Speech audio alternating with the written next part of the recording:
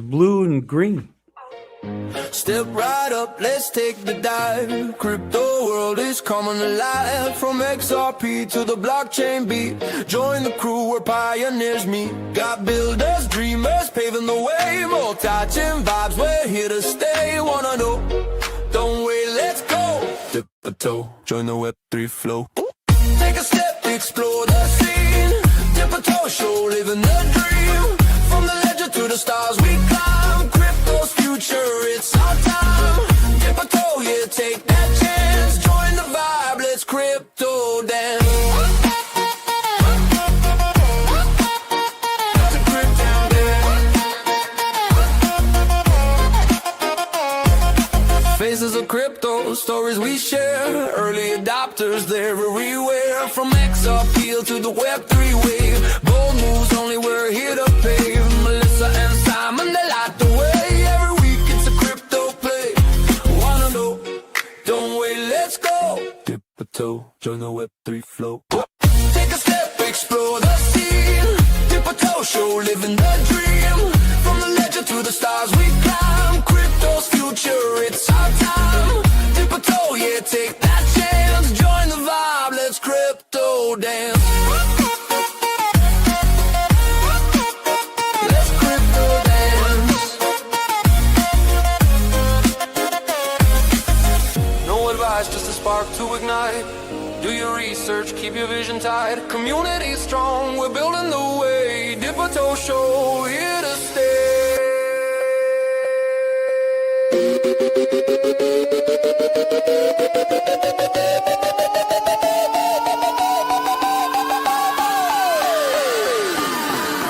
Take a step, explore the scene. Dip a toe, show, living the dream. From the ledger to the stars we climb. Crypto's future, it's our time. Dip a toe, yeah, take that chance. Join the vibe, let's crypto dance. So take a chance, don't be shy. Crypto's calling, we're reaching the sky. Join the movement, come take a look. Web3's rising, the world's been shook. Ooh. I'm not singing it this time. Whoa. I was gonna do it. Welcome to Dip a Toe. How you doing, Simon? I'm chilling. Literally, I'm chilling. Yeah, I'm doing good though. I'm doing good I'm chilling myself because I'm going to a place that's got sunshine, and even though there's major winterness going across the southern states, that little tip that where we're going to be playing at is still going to be sunny and 75, and I'm digging it. So let's go. Can we go right now, please. We're talking about the Alan Staple event in Fort Lauderdale, Florida, at the end of this month. I'm going to be there on January 28th through the February 2nd, and his event is on, what is it? The 29th, the 30th, and the 31st, if I recall. Yep, the main event is the 30th. That's Friday, so we're there listening to things and talking amongst the people as well. And then Saturday is the day 2, but it's at a different location, and we're doing like a picnic in the park kind of a thing. And then prior to that, though, the Thursday, the 29th, you're talking about, there's a golf a golfing tournament, but it goes all to charity.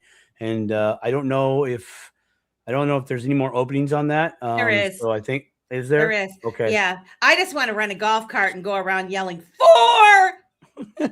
Shit. You gotta get us all this. They won't. You're gonna get us kicked out, man. I'll get us kicked off the golf course for sure.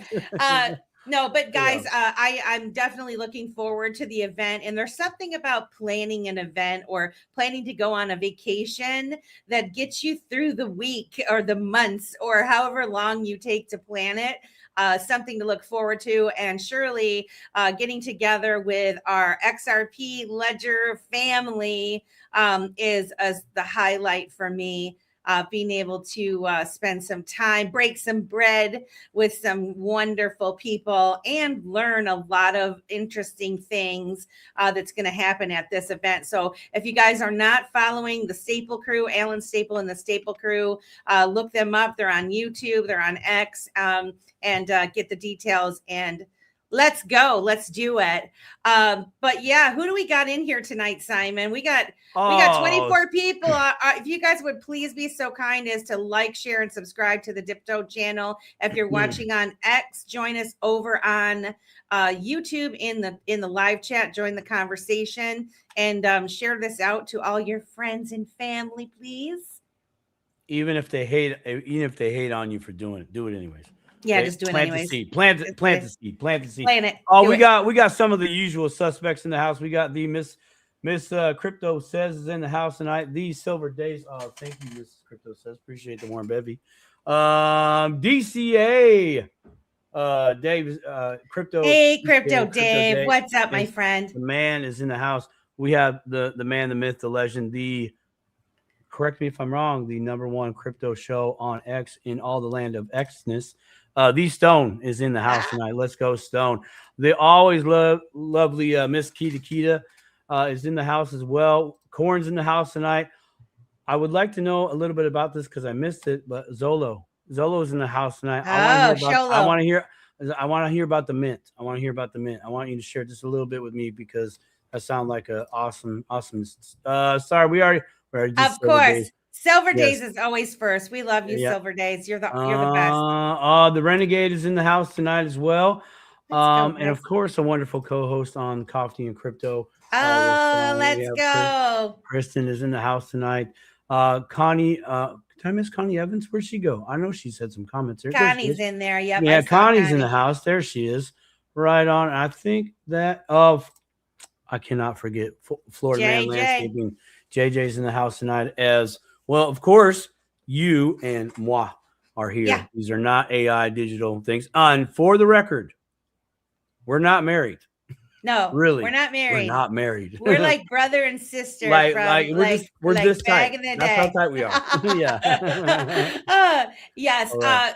Well, guys, welcome back, everyone, to another epic Faces of Crypto right here on your favorite Dipito show. We're diving toes first into the wild world of crypto with a stacked lineup that's bringing fresh energy, real innovation, and some serious insights from coastal coffee culture, fueling the HODL life, to hardcore XRP ecosystem tools and creativity, user-friendly DeFi on the XRP Ledger, and institutional grade plays that are scaling the next wave. We've got it all covered tonight. So whether you're here for the brews, the builds, the burns on red candles, or the big picture momentum, this panel is loaded with value and different perspectives, and you're not going to want to miss it. So stay plugged, stay tuned in, grab your favorite drink and settle in and jump into the YouTube chat. Like I said, if you do have any questions, please put them in all caps and we will do our best to get to them. But without further ado, I'm going to introduce our guests that we have tonight, Simon. We have 4 guests joining us. First, we have Lindsay, Something Too Fierce from Coastal Coffee. She's the queen of coffee herself, the owner of Coastal Coffee Company, hand roasting premium specialty blends with bold coastal vibes. Now she's bringing that same community energy and good fuel to the crypto world with energizing roasts, custom merch, and the perfect boost for traders and hodlers. And next we have Peter, aka Winchester. He's the co-founder of ANODEX Finance. He's building the next generation of accessible on-chain finance powered by the XRP Ledger, from the sleek ANODEX DEX for seamless trading and liquidity to passkey-secured wallets that ditch private keys for simplicity, and a bold vision for self-custodial banking without the gatekeepers. That's a key. He's making Web3 finance fast, intuitive, and open to everyone. And then joining us in our second hour, Michael, We know him as RedCandleKiller, aka XRPman. Now, Michael he's better known as XRPman. He is the creative powerhouse in the XRP ecosystem. He created the XRPman RedCandleKiller token on the XRP Ledger. He's a talented visual artist, NFT innovator, music producer with original tracks powering his content, and he's a builder of cool XRP Ledger tools like the XRP Ledger NFT player for streaming music and video NFTs in art galleries. Plus, he's got the XRPman QR bot for custom QR code generation. And then if that's not enough, he also crafts high impact AI videos, shares aggregated XRP Ledger news insights in his coffee and crypto updates. So we're going to have a great conversation with him. And then finally, Andrew from Victus Global and Web3/Place. I always wanted to say Web3 Splash Place, but it's slash place.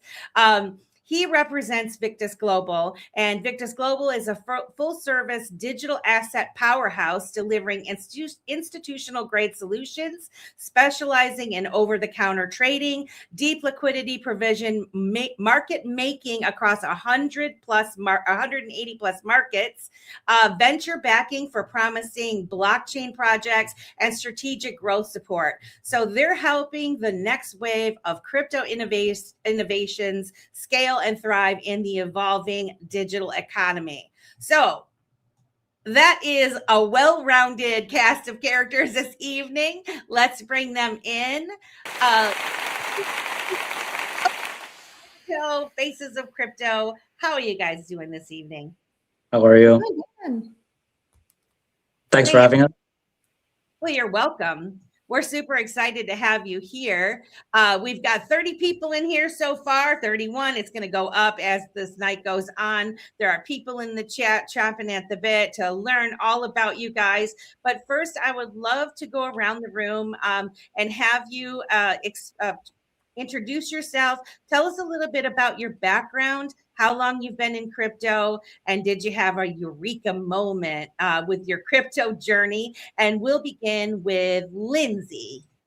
Sweet. Yeah, I'm the owner of Coastal Coffee Company, and I actually originally got into crypto back in, I'd say 21. I actually entered the market through the NFT space. So I was actually really intrigued with NFTs. I got on OpenSea and I was like understanding how that was working, and then how it tied into crypto, obviously. And so then I got fascinated with crypto just by all the different use cases and how they're incorporating this innovation. So when I started Coastal Coffee back in 22, I was like, man, I wonder, like, this could be a great business perspective as well. So from there, I started trying to understand how I can incorporate crypto into my coffee, my website and stuff like that. So obviously by accepting crypto is the route I took, but I kind of fell into the whole designing crypto apparel. It wasn't really like someone that sells coffee and has crypto apparel on their website. It's very opposite. Like, you know what I mean? So it's very different markets, but they kind of tie into each other, because I also saw that it was lacking. Like, there's a lot of stuff out there, but not quality, good merchandise that a lot of people sport. And I feel like crypto's like the audience, especially now, we're starting to branch out more, starting to have more conversations in public. They're conversation pieces, and I wear my stuff all the time. So it's interesting. I'll go out in grocery stores and like people will stop me like, oh my gosh, you're the crypto person. And like, they'll see the apparel and they'll tie it into it.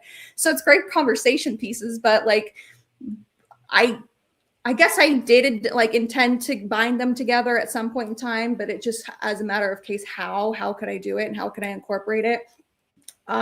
So I've been basically in NFTs and crypto since 21. And I've just been learning as I go. Obviously, it's like, you know, they always say do your own research. So it's just, you know, people like you, like YouTube channels and different news outlets, ways of resources. And I love X because I think it's more transparent than most, but there's a lot of crypto. Like most of my users or people that follow me are crypto related. So by that, I was just able to make more connections and understand more about how crypto is used. And I'm only in the beginning phases of my business. So just to see where it's going to go in the future, I'm excited about. Exciting. Have you always been an entrepreneur? What did you do before you opened up your company? So before I opened up my company, I was actually a freight broker. So I was in logistics for a number of years, and my brother is asset owners. So I brokered freight for a living. And so I did that from about, I'd say 2017 on to now about 2021. So I pivoted right around then. But yeah, I was in logistics for a long time. So I was brokering freight, and I got to learn a lot about that road. And then my brother, my dad ended up being asset-based trucks. So they were in the freight industry as well. So yeah, I learned a lot of different techniques, but my coffee background goes back to living in Washington State. So yeah, born and raised in Washington. So coffee is its own culture there. I mean, it's at every corner you go through, there is a coffee shop. We call them little coffee huts, and they're little double drive-throughs. But growing up, it's just a way of life in Wenatchee, and we're in Washington State. Seattle's the coffee capital of the United States. So like coffee culture is just big there. And so I started off there, and I've always had this knack for wanting to try coffee and local coffee and just experience the whole bit of, roasting coffee and then trying it and like the different flavors and profiles. It's almost like wine drinkers. It's like you get a little niche on it. So I was always, whenever I was traveling throughout my adulthood, I would go and I would try local coffee places and just experience it. And I got to live in England for a period of time that I actually got to experience their culture as well, which is completely different from ours.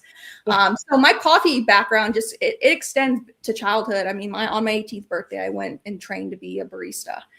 So I've always had that in me. But when I moved to North Carolina, I was like, something's missing. The West Coast coffee is it's very different from the East. I mean, they're so crazy how much the difference is. And if you go to both sides of the country, you would understand like coffee culture out West is a lot more enriched. And so you have good quality products back there. So I was like, man, I want to bring that here to North Carolina. And so initially I started selling coffee out of Oregon, and I started to partner with a roaster over there. A little piece of home for me. And then I've kind of grown on from that to more of like a specialty line where I want the best coffee. I want an experience when you have coastal coffee.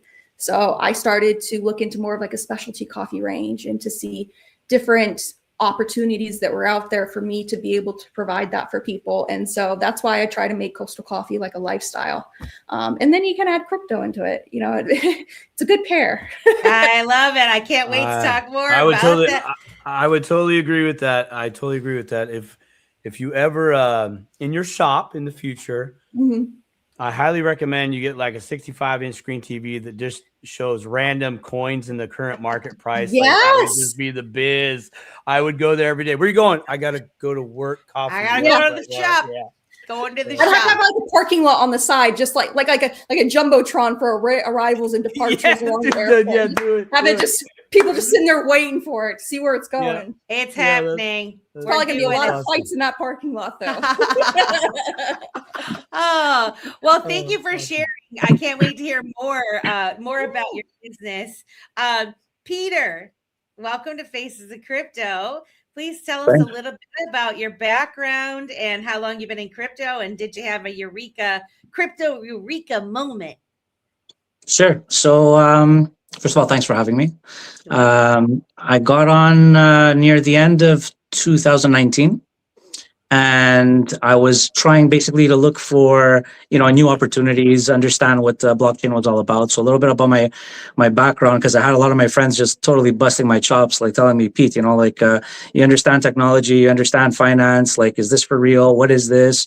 And because I've studied the fiat system quite some time over the years, more so trying to understand the world around me. Like I used to ask people, what about inflation? And nobody had a good answer. And I would be talking to accountants, chartered accountants, and they would be giving me these long-winded answers. So I've been doing a lot of research in general over the years, through the course of my life, really, because I've been very inquisitive most of my life.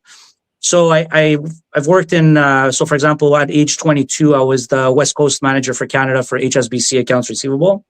I had branch managers calling me Mr. Condilis at 22 years old. I've worked at CIBC, which is another pretty big bank in Canada, again, in accounts receivable. I started a web design company back in 2007, without knowing how to write a stitch of code, I contacted a friend of mine's little sister who knew how to code a little bit. And I said, listen, I understand sales. I've done sales consulting. I've managed teams. I've worked in the corporate world for a very long time. I've been a waiter. I've been a bartender. I've done a lot of things dealing with people.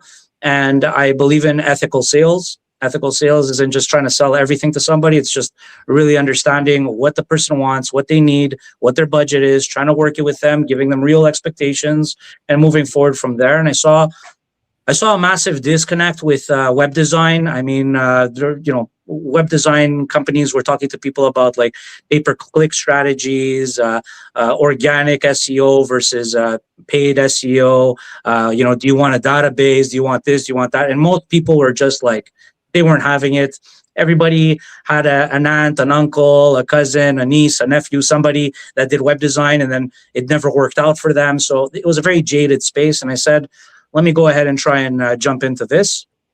So I did. And what I did was I created a sales strategy, which was kind of like, the way I saw it was I wanted to be able to lease websites to professionals and say, I'll get you a website done. You won't pay me the $4,000, $5,000, $10,000 for a website. You just pay me a fixed amount per month according to your budget. You'll pay me every month. I'll take care of everything for you. You need to make edits. You need to make changes. Whatever it is, you're going to contact me. I'm going to make everything simple for you. And that company, I started off with $1,000. And within 3 years, I'd built it up to do $25,000 a month, which was, it was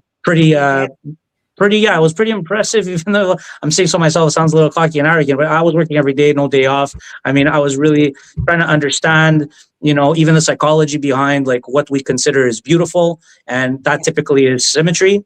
That's why babies smile at beautiful people, because beautiful people have symmetrical faces. So I basically took the approach where most of my clients were actually based out of the United States. They were dentists, lawyers, psychologists, therapists, massage therapists, all different types of industries that were more boutique size, like 1 to 4 employees, sometimes bigger. And the approach that I gave them was, show me 3 websites you like, show me your logo, tell me what the goal is, and answer one question, which was, do you like straight and narrow or curvy and wavy? Which basically told me if they were more artistic or more conservative without opening up a can of worms of a conversation. I was off and on the phone with them within like 4 or 5 minutes. A day or two later, I would show them a sample, and I was like at a 95% closing rate. So I grew that, and I see a lot of the mirrored atmosphere in blockchain of all the friction, the complexities, and people being lost. And I started really looking into all this stuff. As I said before, people were like really busting my chops saying, can you figure this stuff out? And I couldn't wrap my head around, any currency being issued that wasn't, from a central bank, that wasn't backed by a government, but, something that would be calling it legitimate. I'll use the air quotes there. But I looked into it, and then I probably took the same path like a lot of other people did. I was looking at Bitcoin. I had no idea there was like a plethora of other coins out there. I stumbled onto Ethereum. Ethereum at the time was approximately 925 bucks Canadian. So give or take circa 600 something bucks US at the time, roughly there. I said, okay, let me buy half of one, get some skin in the game, just see what's what, because obviously you're more interested when you have an actual stake in something, even if it's a small stake. And I slowly progressed more and more in trying to understand the differences, that there were blockchains out there that were centralized, decentralized. I wanted to know what that meant in the blockchain world. So I took a real deep dive, and I was approaching it all from somebody who's worked in the financial industry, somebody who's been an entrepreneur, someone who's worked in tech, dealing with people that didn't know tech. And I kind of looked at it all from that angle. And I said, okay, I really like what's going on here. I think there's a whole lot of BS. I think there's a lot of crazy stuff. But then again, when the internet came out, people were telling me, I'm buying pixels on websites, and I'm buying banner ads, and I'm doing all this stuff. And, it was the same kind of like flow basically of what was going on. I said, here, we got to be able to separate hype from actual tech. People that are actually serious and have an actual plan of what they want to do, innovators as opposed to just cheerleaders. And I stumbled onto the XRPL. And then when I stumbled onto the XRPL, I was like, okay, this makes a lot more sense from like a viable financial tool. And then when I started looking in deeper and I saw Rosie Rios, the ex-treasurer of the United States, was in there. And I said, okay, she's on the board of directors. That's pretty serious. I liked the fact that there was a company like Ripple that was affiliated, associated, working with the XRPL, even though XRPL is decentralized. Having a company that's trying to work with it was really important to me because I saw there was a lot more resources. And then, fast forward without making this a whole long story, I started really doing every bit of research that I could. And then I stumbled onto Panos. We became friends, and then later decided to start up ANODEX and said, let's take this approach of, we're a fintech company. We're not a blockchain company. We're not a crypto company. We're a fintech company. We use blockchain technology and we're trying to solve real problems for real people. And that's how it spiraled. And it's been an exciting ride the whole way. It's been very interesting. There's a lot of parallels going on. And at the same time, I had started a chocolate business, which wasn't my intent. It wasn't my intent to start a chocolate business. I was actually craving this dessert that I first had in 2016 in Greece, but nobody was making it here. Oh. And so I was like, let me try and make this, Even though I'm not a baker by any means, right? It's actually a no bake dessert. You just melt and mix things together and there you go. But then I started getting really, you know what I realized, guys? I realized this. I realized that, you could use the right side of your brain a lot, but the second you start using your left side of your brain, and you're more on your creative side, you're relaxing the technical side. So one was helping me relax from the other, and I was bouncing back and forth. And then I got really, like I do with any type of business that I really like, I hit obsession level. And then I was like, well, why don't they make other flavors? Well, why don't they use Swiss chocolate instead of powdered chocolate? Why don't they use Belgian chocolate? Why don't they use Oreo? Why don't they do all these different things? And I went down the rabbit hole so deep. And I was like, this is insane. This is actually like, if there was a definition for being insane in entrepreneurship, it would probably be the sentence: never tried to trailblaze two businesses simultaneously in different industries. That would be the crazy. So, but I stumbled onto it. I don't regret it. I'm happy. I mean, I'm working both really hard, and they're both very rewarding. So, I mean, that's basically it. Fantastic. That's great. I'm sorry. Like, I have a very imaginative mind here. I'm picturing you with like this apron on, right? It's got a little bit of chocolate everywhere, man. And you got like this spoonful of chocolate, and you're Willy Wonka. Like, you're having a conversation with somebody and on else the phone like this, in the kitchen, and on the phone, this. you're like, I'm kind of bored with this. How come nobody makes other flavors? This is exactly. How long have we been exist? Yes, hi, yeah. Can we? Yeah, sure. Yeah, great. Okay, 5 o'clock. How come nobody in the world has thought this before my time? Where's the Oreo? Yeah, that's hilarious. So the thing is that when I started looking it up, just side story, I started looking it up and I realized that 14 other countries have been making this dessert for at least 4 generations. And I haven't seen it anywhere. I'm like, okay, so what is it? So I'm like, I was like, this is insane. I mean, they're using cocoa powder, milk, butter, some tea biscuits or butter cookies, and they're mixing it all up, putting it in like cellophane and putting it in the fridge, and that's it.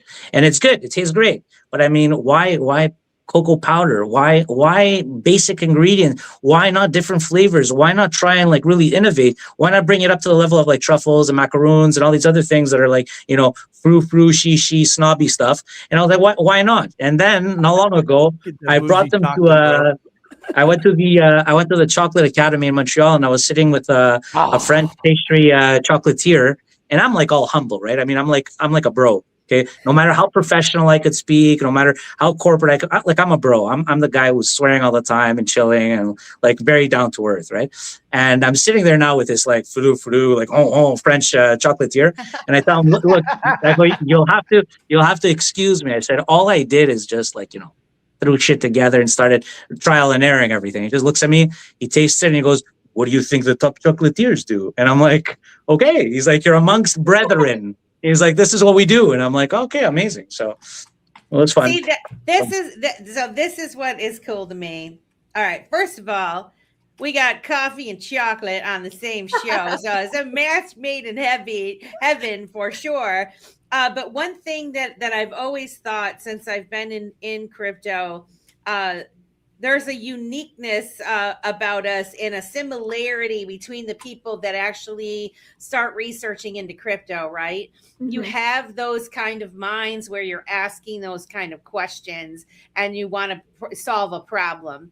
And, you know, and you're obviously, it's people that are go-getters, which you both are, surely go-getters in this space, not only in your businesses and what you're doing, but also sharing that knowledge with the community, with the world, which is also like, that is a feat in and of itself. A time-consuming thing to do, but I've really noticed that from us early adopters of this technology, we do have that research type of mind where we're asking questions, we're trying to figure things out. We ask the why. Why is that? Well, why don't they? And then also your ability to see the window or the door that's open, where it's like, hey, I can fill this void. I'm not a chocolatier. I don't create coffee myself, but I see an opportunity here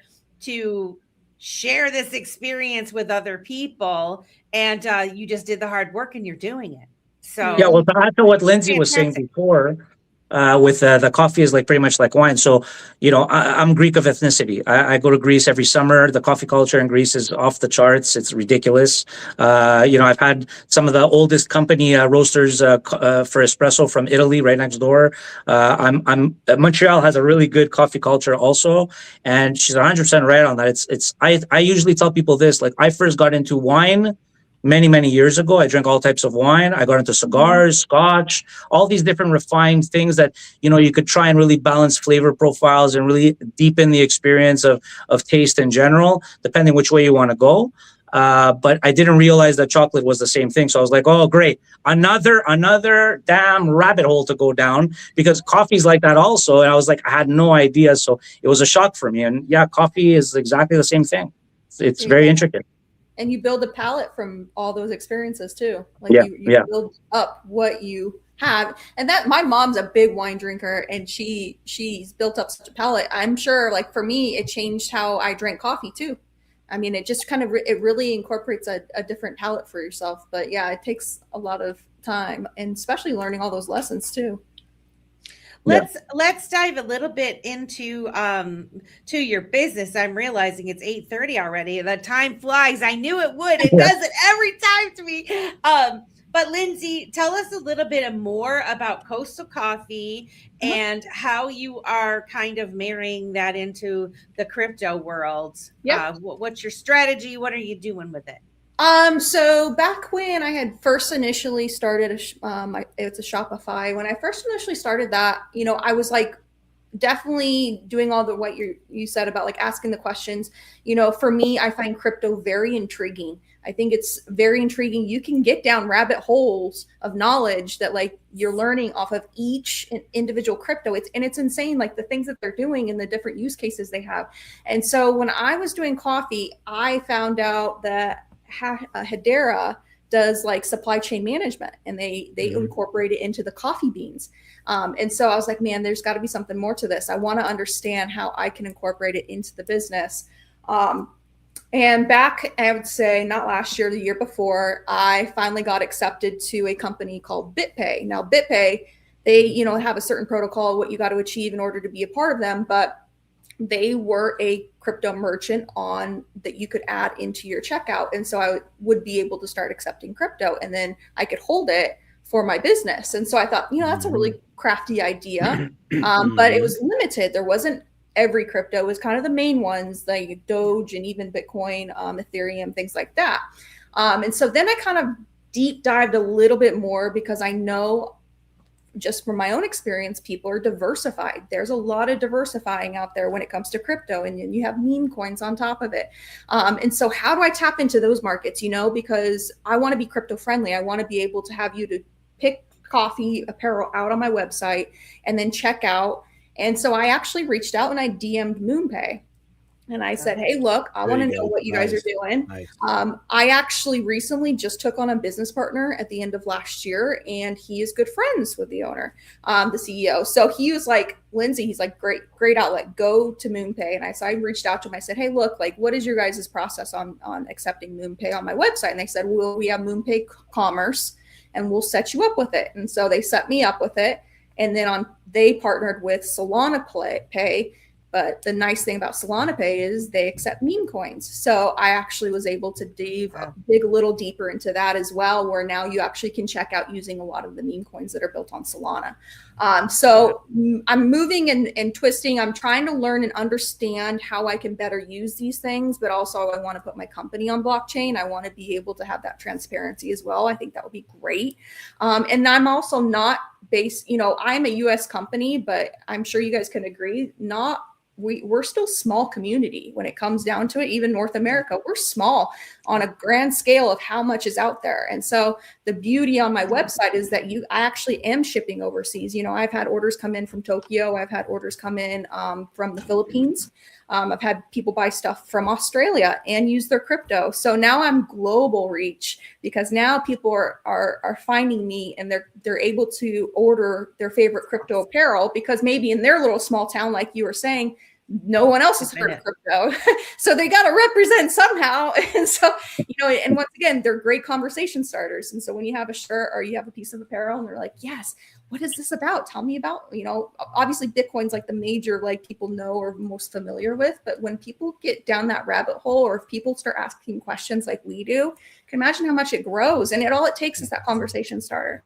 So it's nice for me. Like, I think what feeds my soul the most is that I'm able to be on a global scale now, where I'm actually shipping things all over the world, and people are able to access that stuff. And that feeds my soul, because I know that people want to have a community and feel a community. And I think that's why everyone's online to these places, and they're on X, because it's kind of like, I don't know how to put it. It's like, it's specific jargon. It's like its own language. Yeah. Funny thing, like, just for reference, like, I was on X earlier, and Joel Katz has had this long thread going on one of my comments, and it's like that jargon stuff. Like, you're like, what is going on? What's happening?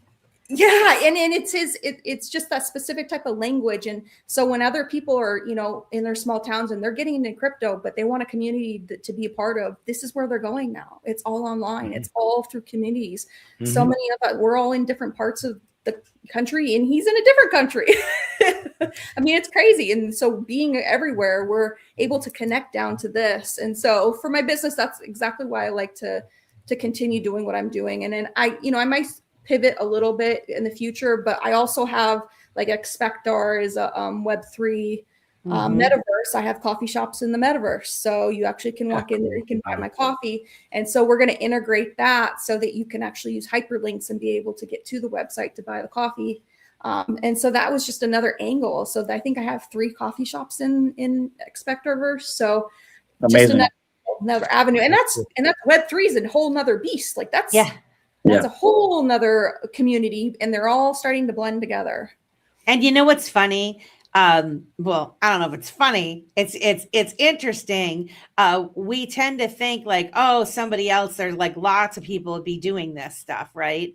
So we might have a business idea. And it's like, oh, somebody's already doing it or whatever. Like, oh yeah, there's lots of coffee sellers. There's lots of chocolatiers and whatever. But really, there's not a lot of people. Even like having a show like Dip a Toe Show. There's a lot of people out there, but in the grand scheme of things, like you say, the world, there's really not that many people doing what we do, And so hats off to you for, thinking outside of the box and figuring out your way that you can contribute to the community and learn and further your business. And then you're just going to be so much farther down the road by the time the other folks get it. You're already way down the road. And so super cool and inspirational. And that's part of the reason why, having folks like yourself on the Faces of Crypto is that anybody watching this show, you don't have to be a blockchain genius to contribute or learn about crypto or incorporate it into your business and think about ways to get ahead. How do you future proof your business? Well, you start learning about Web3 and, you know, how can you accept crypto payments and all of that. And with that, I want to switch over to Peter here, because you guys have some pretty awesome solutions with ANODEX Finance. Tell us a little bit about that. Okay, so at the risk of blabbing for the next 7 hours, I'm going to try and be a little bit more uniform. I'll touch up a little bit on what Lindsay was saying, because it's important. So the language, right? So one of the main things we're doing at ANODEX is we're trying to eliminate that language. So for example, you won't catch us saying onboarding. We'll say sign up. You won't say off ramp and on ramp. We'll say deposit and withdrawal. Like the real frictions here in this space, and I wrote an article not long ago, a few days ago, that I was basically addressing this specific point that, you know, AI came out, and AI is a super complicated tech as well, but the use is baby proof. It's stupid proof. It's, you know, you could just have one good finger, one good eye, and be half asleep, and you can use it. It smoked the entire blockchain industry as far as mass adoption goes because of ease of use. People, I speak to people and randomly ask them, you know, like, have you used blockchain? Nah, I don't get that crypto, that Bitcoin stuff, because, you know, Bitcoin's synonymous with crypto for normies, right? And then I say, what about AI? Oh yeah, I have Gemini, I use ChatGPT, I go on Grok, and I'm like, all right, so this is a massive, massive failure to crypto geeky. And this is what I'll say. You know, I've spoken to people about it over the years, saying you guys are complicating things way too much. You don't know where the next brilliant idea is going to come from. An entrepreneur is going to look and see a gap somewhere and say, I want to do this. And then they're going to talk to a blockchain specialist, a cryptographer, you know, somebody who's been building on any chain, and they're going to get this long-winded answer of, well, what you need to do. And then as soon as you start off with what you need to do, you've lost everybody in the room, because I mean, nobody wants to go to school again, right? Nobody wants to do this. No one wants to sit there, except for us that were just really inquisitive and, you know, we'll go down the rabbit holes. But I mean, your everyday person just wants to use it. And I used this example yesterday, which I love it. I'm going to use it forever. You guys can feel free to use it. I said, imagine that everybody who wanted to get a driver's license had to demonstrate how to take apart a transmission and an alternator and change brake pads. How many people would be driving? Not many. Not that many. So this is the exact same thing when it comes to blockchain. ANODEX has tackled, when we sat down as a team, you know, when the initial core team, when we started really just debating everything, we were like, okay, what are people most interested in? Well, people are most interested in trading, trying to, you know, buy that Lambo, get to the moon, all this sort of thing. But at the end of the day, what we're looking at is on-chain finance. And what matters to us and what matters to a lot of people, and what most people don't know yet, which when they start to learn that decentralized finance is the most important, because you need to have financial sovereignty over your assets. We can't have intermediaries like the banking cartels out there dictating to us what we're going to do. I make a different purchase and then, oh, it's blocked. I got to call the bank. Okay, mom, I tried to make this purchase and you're not letting me. You know, like we don't want to have that experience anymore. And at the end of the day, I mean, again, sure, we're using blockchain as a technology, as a foundation, but we want it to be completely abstracted. We made the ANODEX wallet. So the average crypto user goes ahead and takes anywhere between 15 to 30 minutes to create a wallet. We have it with our partnership with Palisade, which was our brainchild idea to have this partnership with them. Last year, we established a partnership. Ripple later on purchased them and acquired them.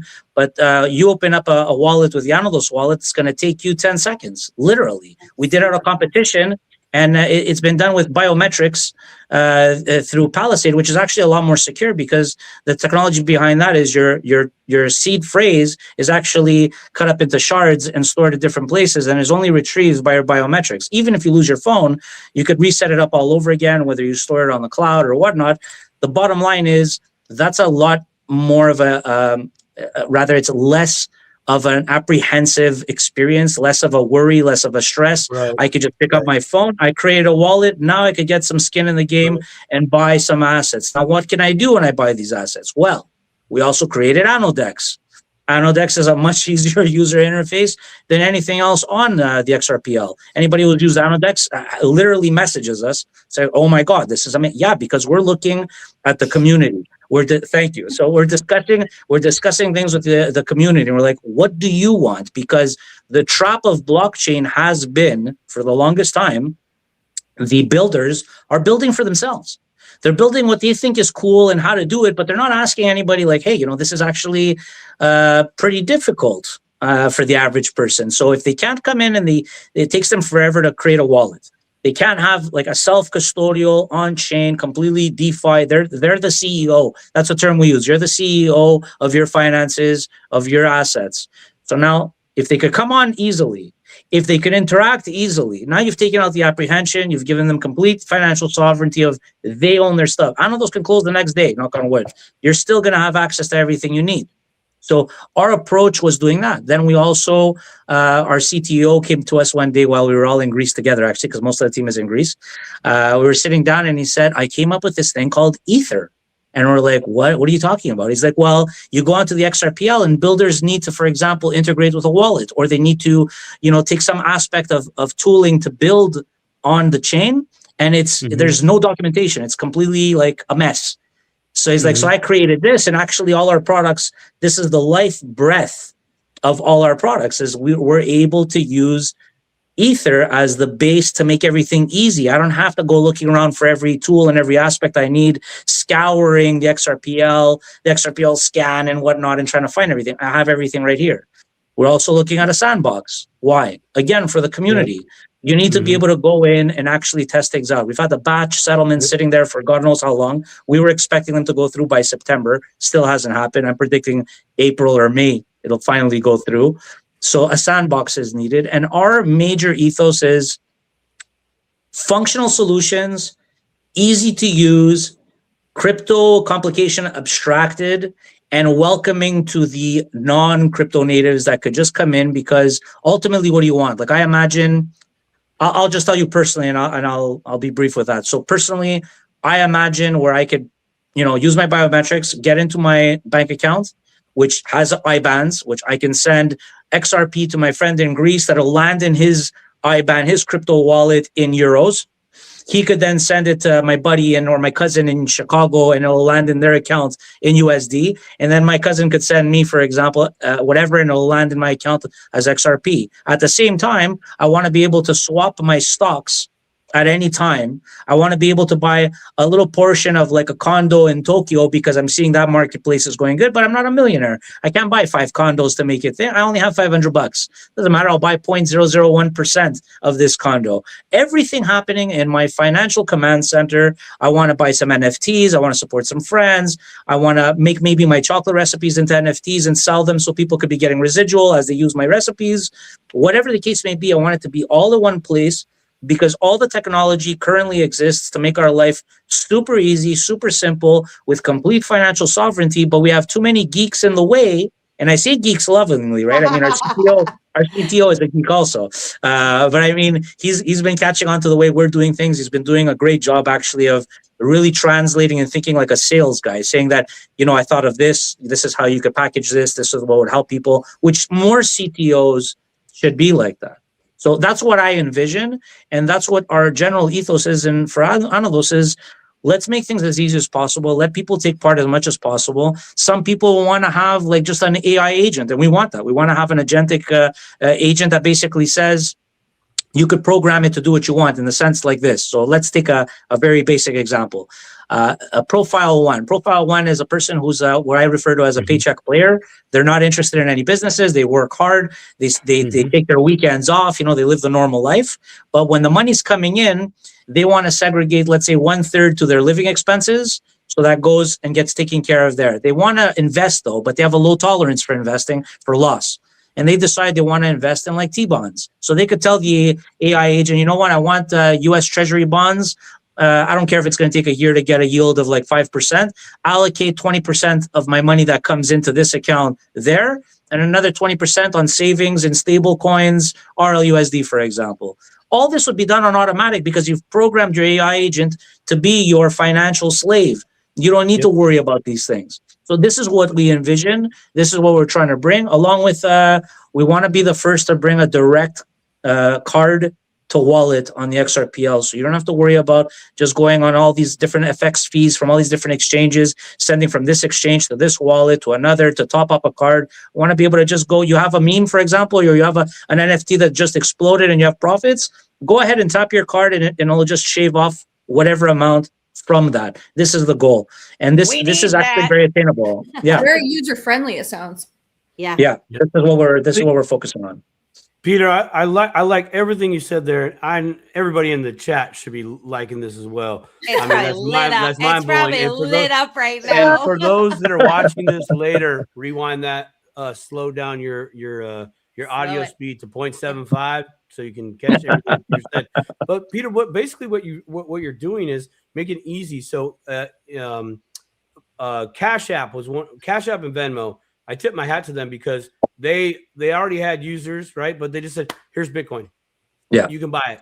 Done. Just bing, bing, and it's over, right? No complication, no taking apart the transmission to get your driver's license, right? But yeah, but you're solving the or rather you're integrating a core digital asset principle, which is not your keys, not your coins, right? Yeah. You are the CEO, right? In the Cash App world and the Venmo world, they're still not technically yours. You're not the CEO. No, they are. Yeah, right? exactly. And you guys are doing that. By the way, you mentioned the card. Yeah. Was that the purpose of your call with Visa earlier, or? Yeah, I mean, we're in talks. We're trying to figure out a lot of different details. We're talking to other companies too, providers and whatnot. But it's really funny because, like I get on these calls and it's like, you guys see how I'm talking. I speak very layman's. I speak very chill, right? Doing this, wiping the chocolate off. Yeah. And then it's like they'll start getting technical, and I'll get technical back with them. I'm like, well, I've worked at HSBC. I've been a collection agent manager. I've had a lot of banks as clients. Like, I know about all this. And then you just see their whole body language changes. Like, oh, okay, so you drank from the poison of the well, from the banking cartel. You know what's going on here. I'm like, yeah. So it's funny because the financial world in general is like the slowest to adopt to any new technology. Like, that's not where the big innovation is. The innovators always have to knock on their door and show them, like, look, you could do this differently. But I mean, there's a lot of implications here. People are talking about like replacing the fiat system. There's gonna be a lot of collapse there if you basically eliminate the fiat system, which I'm not a fan of, by the way. Obviously, I'm not a fan at all. But I mean, it has to be a smooth transition in the sense where people in general understand what you could do with blockchain, and they don't. And this is why for us, we're looking at it like, sure, on a business standpoint, but also on a moral standpoint. It's like you want people to jump into mass adoption. At the same time, you're talking about, well, what are the tokenomics of this blockchain? And is it decentralized? And, is it which intermediary is there? And which keys did you use? And are you using a hot wallet or a cold wallet? And now you might as well have just been speaking gibberish because you lost everybody in the room who has no idea what's going on. Yeah. So. Yeah, you lost them all. You lost them all. What's the clutch pedal? What's a clutch pedal? What's the clutch pedal? There shouldn't be a clutch. It should be an automatic car. Should be an automatic car. Should be no key. Should be no key. Should be a button. You start the ignition. Wait, you have to use the key. What's a key? I have a button. What is that? Yeah, exactly. Can I lose my button? Can I lose my button? That's what it should be. Lindsay, I have one more question for Lindsay as well. Lindsay, you said earlier that you want to integrate blockchain into your business, right? So I assume since you're a coffee bean connoisseur, are you going to try to integrate the technology at some level to where you're sourcing the beans, including the farms, kind of like I guess the early 2000s or mid 2000s fair trade kind of chain of custody? Hedera does things like that with supply chain management, and I've read a little bit more about what they're doing, how they're incorporating that. It would be interesting to see how I can do that. I honestly, for me, I want to look to implement it on a scale. Like I want to scale my business so big because of like all the access and the reach I'm trying to get to. And when I do that, like I want to be able to put that on blockchain, and I want to be able to track it, because our goal is not even just like, I'm talking scale as in like, I want my coffee in hotels and resorts. I want to track that. I want to be able to track all of that. And so I think for that, blockchain is where it matters, because honestly, it would be 100%. Super helpful as well. And that's why I love Hedera, Hashgraph. I mean, they have so many, they have their niches like the supply chain management too. And so I've even heard of them tracking diamonds. Like there's crazy. Yes. Yep. Their innovation is insane. And so I love learning more about them. I think they're a great company to like just look after just in general and see where they're moving, because there's always new things coming out, right? And they're learning as they're going too. I mean, we're still in like bottom 4. Yeah. And you know, it's funny what Peter was saying about AI. So Stone was actually connecting me to a company called Chat and Build. And they have something called NFAs, non-fungible agents, where I could take 28 days, teach this agent everything about my business. And then when I choose to franchise and move forward, that goes with them. And then like it's kind of like an NFT. So you own the person, own the AI agent, and then you can sell them. And so the crazy technology on that is that let's say that you had a job and you were working here, but you wanted to go get a job somewhere else. You teach this AI agent everything you have to learn about that job. You sell them that, and then you're going somewhere else. I mean, it's insane what NFAs can do. I'm not sure, Peter, if that's the, if you were talking about Chat and Build, that's where I was getting my non-fungible. So no, I wasn't. It's interesting for sure. It's definitely interesting. What we're looking is to just create something that's going to be able to cover a lot of different aspects that we wanted. So, I mean, in essence, we'd be training it, I guess. But I mean, what you're bringing up to me, I immediately have like a different point of view on it. Like I'm like a little bit beside myself, because if you think about it, so for example, I worked for a good portion of my career, I worked in collection agencies, and collection agencies have very specific KPIs, have very specific ways about doing things, just like sales companies. And if you're going to train an agent, like for example, I came up with I want to say I came up with it. I can't say if I could, if I'm 100% the originator of it, but a lot of people in collections were using it. I used to walk into collection agencies and I used to see people like basically just screaming at people who owed money. And I would have these meetings and I would say, you know, you're not giving anybody the opportunity to pay back because you're not giving them any kind of plan. And these people are already feeling defeated, embarrassed. They feel like losers. So I created something I was calling the financial profile. So you ask somebody, for example, okay, I'm no judgment. What are the monies that are coming in on a monthly basis? What are your expenses? What can you actually put aside? What can you sell? What can you liquefy? What can you do? I mean, what can you actually do? And then when you see at the end of the day that somebody is in the negative like $200, what are you screaming at them for? Now you could ask the question, who's helping you, buddy? Well, you know, my mom gives me $200 every month. Okay, so now we're getting to something where we could actually discuss and help this person and, you know, have the company repaid money that's owed to them, but do it in an ethical way, do it where you're empowering these people. You could have trained an agent now to go to another collection agency and say, look, this is the approach. I mean, I broke a 10-year record for a multinational company in collections. The Montreal branch had done something like 50-something thousand, and we did 110,000. They hadn't seen that in like something like 10 years. And they were calling me from the head office and they're like, well, what did you do? I'm like, well, I trained the staff to be human beings, first of all. You know, second of all, I made them financially literate, right? Because they were completely financially illiterate. These were customer service people that just came in and were given free reign to scream on the phone. Well, that's not how it works. There are laws. There's a thing called respect. And at the end of the day, anybody who's having a financial problem could go bankrupt and tell you, you know, screw you, buddy. It's done.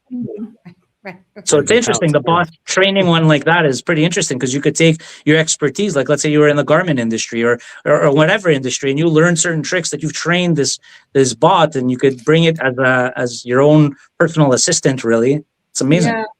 Yeah. I was thinking in the franchise area, we could teach like the flagship store everything, the manual, everything, the know-how, and then you take it to the next franchise. And it's interesting too because like you can also sell it. Like, I mean, that's a wealth of knowledge right there. That I mean, it's a power tool. So it's very interesting. But I was Chat and Build was the company, and I was meeting with Jane about that, about integrating it into e-commerce, because that's what Coastal Coffee is, and she said she would love to. And so it'd be very interesting to see how I can incorporate that, because for me, you know, obviously it's all social media for me. It's everything that I'm trying to plug into get noticed, because I don't have a store yet. And so like for me, I have to really hone in on algorithm, and it'd be so cool to train a bot or train an AI agent to be able to tap into all that. I mean, it's very cool. I'm very intrigued by it, just because AI, I think, is in its glorious moment right now. I mean, and Grok just keeps going at it. Like, he was having a full-on argument with Joel Katz this week, like last night, today. It was just this huge thread, and Joel Katz, David George is just going back at him, and it's just a huge chain. I'm like, oh my gosh, this is insane. That's AI. Like, we haven't had the Skynet moment yet that everybody's afraid of. You know, I mean, that hasn't happened yet. We'll see what happens. But the thing is, for those types of transactions or tasks, it's fine to use whatever chatbot builder. But when you're talking about a chatbot that's going to be dealing with like your financial profile in the sense of how you're going to invest and what you're going to do, it would have to be very proprietary, very specific, very secure. Like, you know, if your chatbot kind of messes up because I didn't post right for you, it's not going to be like a financial disaster. So for us, this is why like we're looking to create something very, very proprietary on that level. But I mean, for posting, I mean, imagine you could tell imagine your AI bot was able to tell you, hey, Lindsay, you haven't posted anything. It's November, and we see that this is where all the action is, and tells you, do you want me to take all the pictures you've uploaded in your library and create some new posts for you? And you'd be like, yeah, do it, run, go, leave me alone. That's great, of course. Fantastic conversation, guys. We do have Michael, aka RedCandleKiller, and Andrew from Victus Global joining us. How are you doing this evening? Which one? I'm doing great.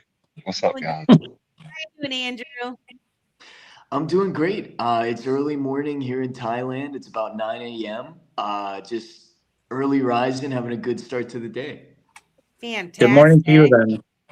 Thank you.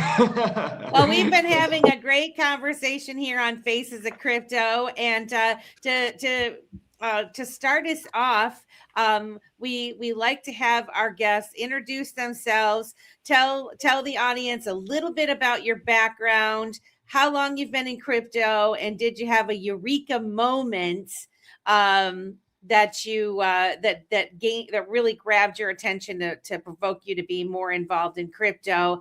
And we can start with Michael, aka XRPman, and then we'll go to Andrew. Greetings, you guys. Glad to be here. Almost it. I'm glad to be here. I barely made it here. So I'm Michael, and I'm from Louisiana, born and raised.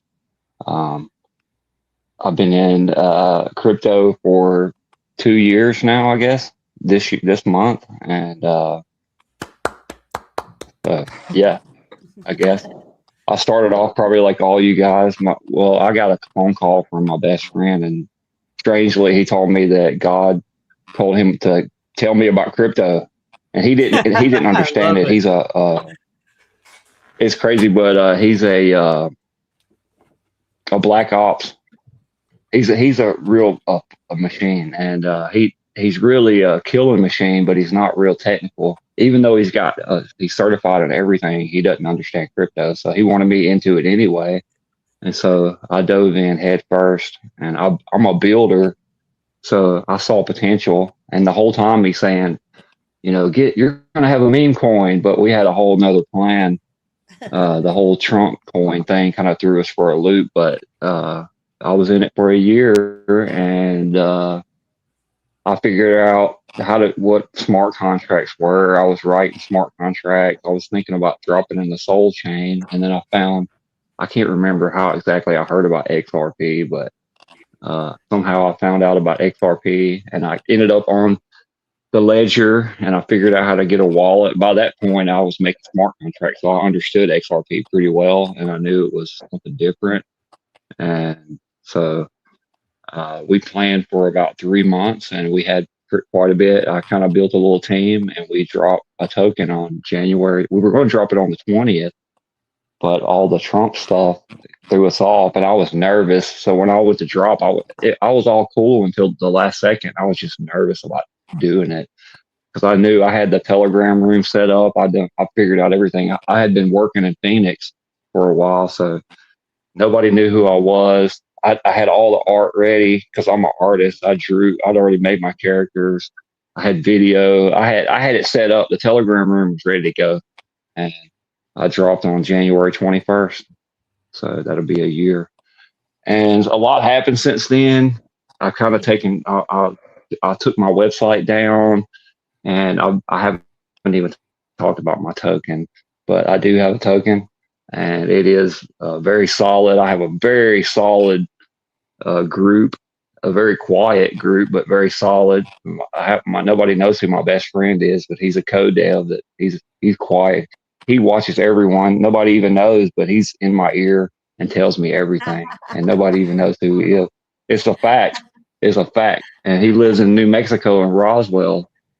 But yeah, so yeah, I'm legit. All this whole crypto thing has been really amazing, and it's definitely, I've heard everybody say it, and all of us, I think we all were sent here by something higher. And this is, Web3 is the war, really. It's where it's being fought. And XRP, to me, I think it's the front line, crypto in general, but I think XRP is like the front line. And we're on like the hardest level. So it's really interesting. But yeah, I appreciate you having me on here. Anything you want to ask me, I'll answer. Absolutely. Well, we'll talk more about all of the things that you've been building, because it's a lot of things. You're doing a lot of good work out there, helping a lot of different projects. But first, I would love for Andrew to introduce himself and tell us a little bit about yourself and how long you've been in crypto, and did you have a eureka moment? Sure. Well, Melissa, I really appreciate you having me on the podcast today. Thanks to everybody else for being here as well. It sounds like we're going to have some really interesting conversations. I started in crypto back in 2020, so maybe about 5.5 years ago, whenever I was only 17 years old. I was looking for a way during COVID to generate some extra income because I couldn't get a job and going through some family stuff and whatnot. So I had to go live at my uncle's house. And, it was an hour away. I couldn't really do anything. So I started to teach myself how to trade. And from there, I started building a social media following on Snapchat and a few other platforms as well. Nice. And I started hosting live trading sessions in a Discord. So it was never necessarily a thing where I was giving people signals and telling people, hey, you should get into this, you should get into that. But people were paying me to be a part of my Zoom meetings so I could teach them how to trade, what I was looking at, how I trade personally, that type of stuff. Now I've been in Web3 since 2021. I started out getting into Ethereum NFTs, then flipping those and losing a bunch of money, making a bunch of money. Then I got more so into Solana. And at the time, maybe 2023 comes around, I start to get into XRP, XRPL, with the IOU tokens and the Flare airdrop and all that type of stuff. And I kind of took a step back from the XRPL a little bit after Flare came out. And then I got into venture capital maybe about a year ago with Victus Global, and we have a partnership with First Ledger still to this day. But at the time, it was a brand new thing where First Ledger was still launching the tokens and they were doing all the things, and it was very hyped up. It was very exciting. And I started to delve deeper back into the XRPL. And that's kind of how I found myself here now with Web3/Place, and also hosting spaces for Victus Global, being the community manager over there, also our sales manager for BlockFi, our on-off ramping in and out of crypto for 120 plus fiat currencies. I'd say my eureka moment was honestly just from watching a lot of YouTube videos and seeing what crypto can really do, right? Like what interoperability is there? And specifically for XRP, for me, it was the ISO 222 compliance and the interbanking protocols and cross-border payments, because at Victus Global, our venture capital firm, we've been working a lot with different cross-border payments, especially in Africa, to help people get in and out of crypto in Africa. And now being first on the front lines of that, I really see the vision that XRP had as a whole to be able to bring, crypto transfers, bank-to-bank transfers to the entire world and make our entire monetary system not only more efficient, but possibly more secure and less human error as well in terms of the SWIFT system. So I think that was kind of my eureka moment, just really seeing what crypto can actually do. I love It's funny you mention Africa, because we've been really looking at Africa also. I mean, it's part of the reason why we made the ANODEX wallet. It's part of the reason we said, look, there's hundreds of millions of people between Latin America and Africa that have smartphones and have no banking, have no way to do any banking services. It's super expensive for them. And this was like a big pull for us. So it's interesting you mentioned Africa. Nice. Africa actually has been kind of a cornerstone place to test out exactly what you guys are talking about. Coins, old school coins like Cardano went to Africa. A few other like try to up and comer coins on different chains also test bed with Africa, made deals with different countries down there. So it is a good real world sandbox, if you will.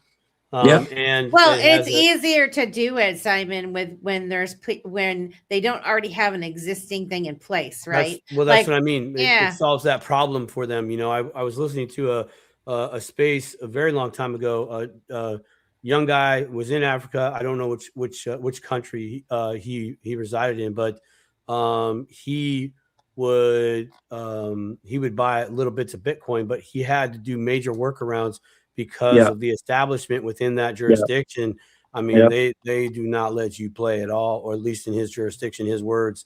And so, Peter and Andrew, what you guys are just talking about right there, like being able to take your thing, doesn't work, but does it really help the people that need to transact for themselves and get the red tape or or other things off the back of their after their back or after their neck or whatever. So that's great. Yeah, Africa's always a good place to go and try things out, because Latin America too. Latin America too. Yeah. And to your point, so I mean, what I realized going on is that the banking industry is like really like disconnected from itself. And you have some people that are in the higher ups that understand some, and then you have some mid-level that like understand some. If they're investors, they understand a lot, but it's like they might as well be speaking Mandarin to everybody in the room because nobody gets it. I had some FaceTime one-on-one with a major bank from Brazil when I was at my first Ripple Swell event, which we got invited to Ripple Swell not this past year, the year before in Miami. And I sat down with this bank representative, and he says to me, "This is funny, so you'll excuse me, and your viewers will excuse me," but it was like, like get ready because it's gonna be a little. Says to me, "Well, we're just trying to figure out how are we gonna like custody crypto for people," and I said, "What the F? What are you talking about? Why would anybody need you to custody for them? This is self-custody. Find another tune, man. Get something else going. You guys are finished." And he just looked at me and he was like, "What?" And I'm like, "Yeah, we don't need you. We don't need the banks to do that stuff. People could self-custody on DeFi. It's no problem." And he was really floored. And I was like, "Where have you been? You're saying you're coming here and you're checking things out. You're at the Ripple Swell event and you don't understand that people can self-custody? Like, got a lot of homework to do, buddy." And he was like, "Okay, obviously." you know. No, it's incredibly interesting because one of our banking partners is Standard Chartered with Zodia Markets for the on-off ramping, helping people getting in and out of crypto. And you know they're kind of coming around to it, but a lot of the other banks, like we've been speaking with Citigroup and all these guys, and they're really intrigued about how everything is self-custody, and you're just kind of an ends to a mean here, right? You're helping people get in and out, and then they're controlling their own crypto. Another interesting thing in terms of Africa is, you know, with Africa, a lot of them can change, like for example, in Ghana, they could change their Ghanaian shillings over to USD, but to be able to do that, they have to play the game with the banking providers, right? They have to be able to accept USD into a certain bank account. They have to set all of these different named accounts up. They have to get some sort of regulation. Whereas if we take their Ghanaian shillings and we convert that directly into stablecoins, USDT, USDC, RLUSD. RLUSD. Exactly. Yes. Yeah. It's on Binance now, I hear. It is, yes. And a lot of the big liquidity provision players for a lot of the large centralized exchanges are opting for RLUSD as well. I mean, it's very regulatory compliant. I've heard a lot from a lot of the big LPs and banks that if they aren't already in RLUSD, they have plans to probably get into it Q1, Q2 this year, actually. Yeah. So it's really cool to see. And I interrupted you when you were on a roll when I threw that little caveat in there when I said like, oh, RLUSD, but to explain the importance of them being able to do that going into the, you know, RLUSD or, you know, instead of the fiat way. Sure. You know, specifically with RLUSD, right? They've passed a lot more compliance checks than, say, for example, USDT, USDC. Not that there's necessarily anything wrong with USDT, USDC, but a lot of these banking partners are instantly looking at RLUSD because of the compliance checks that they've already gone through, right? You know, you compare it to USDT, USDC, where they're like a C or a B ranking, and RLUSD has like an A ranking in terms of regulation standards, right? But whenever it comes to being able to, you know, especially in Africa, right? We're working with different central banks in Africa, and they're wanting the USDT rather than the USD because for international trade, even if they're able to set up a bank account with the USD that is local, say in Kenya, and then they have to then transfer that through SWIFT from Kenya with the USD over to say Europe or the US, and it's just so many hoops that they have to jump through, right? So being able to take that USDT and free flow that, and maybe even with the RLUSD or the USDT, convert it back into USD, but put it into a US bank account or a European bank account, it's so much easier than even just working USD to USD or Ghanaian shillings to USD or Kenyan shillings to USD. It's just crazy, the interoperability and the amount of freedom that crypto gives these businesses that simply just want to do international trade, right? We're working with a lot of companies that are doing 25 million, 30 million plus per month in volume, and they can't take their Kenyan shillings and do anything with it internationally. So that's where we come in with the USDT, RLUSD, USDC, and help them with the global trade. And this gets back to how XRP is building the future of cross-border payments, which I'm super bullish on. Yeah. Sorry if I'm taking the mic a little bit too No, much. no, it's fine. It's fine. It just you touched up on a point. You touched up on a point that if we were to go back in time 2 years and listen to everyone saying, why is Ripple focusing on RLUSD? I thought it's XRP and blah blah blah. Well, this is why. This is why. Exactly for this reason. That's fantastic. Michael, you have you are actually building tools for the people that are building on the XRP Ledger. You want to expand on some of your exciting, fun things you've been working on in the past? Like, it seems like every time I turn around, there's a new tool built by XRPman. You want to tell us a little bit about that? Sure. I build things for people. So I spend time in spaces. I don't have a TV. I have a cat, and I work. So I spend time in spaces, and I hear people say they need something. And so I'm a builder, and I've always pretty much done code. I had a computer when it was word processors. I remember my first computer, it would come with a book and it had a tape drive, and you put the tape in, and then you have maybe like 20 pages of code, and it was sort of like HTML code, but it was line after line, and you type run and press play, and then you play a game. So I've been doing that. I went to computer science. I didn't make it a long time, but I did go to computer science college in the late 90s. Are you familiar yeah, I've with always Baby built 36? apps. So I built. Does anyone know about that? Say it Baby again? 36? Baby 36? It's accounting. Never mind. But it's kind of. I thought you might know. You might recognize the Baby 36 terminology.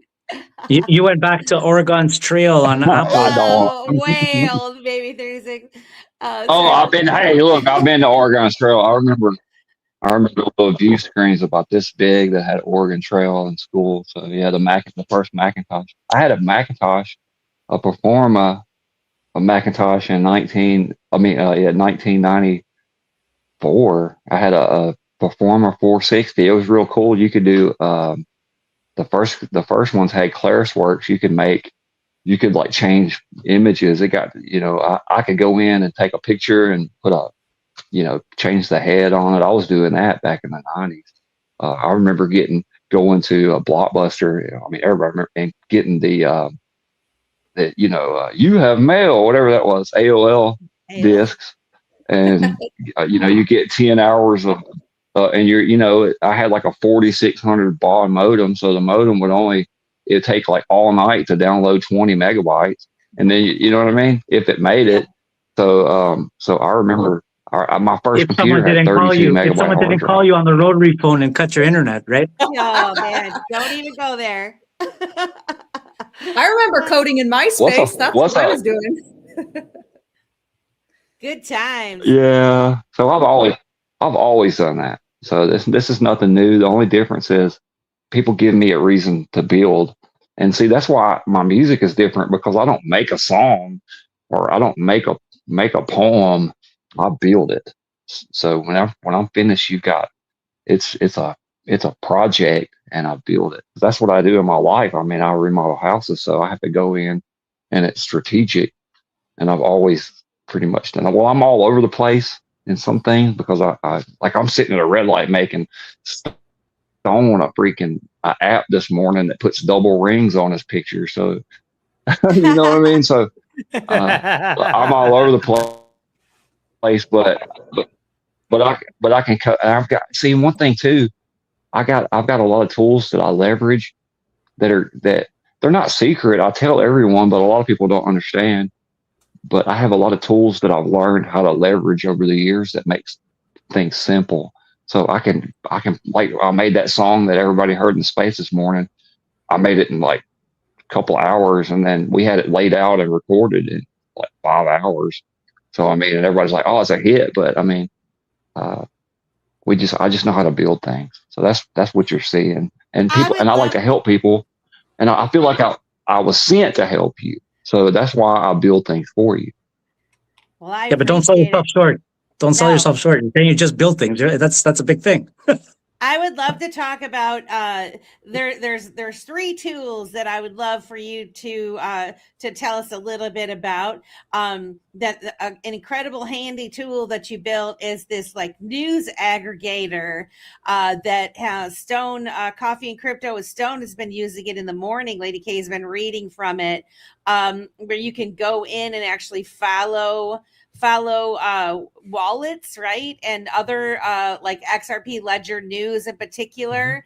You want to tell us a little bit about that? Because I think that what's been spitting out is pretty darn awesome. And you've kind of created that for people to be able to use freely, right? Oh yeah. Well, okay. So yeah, that's called Shadow Watch. And because that's kind of what I do. Nobody really knows me because I'm kind of in the shadows watching. So I see patterns and things.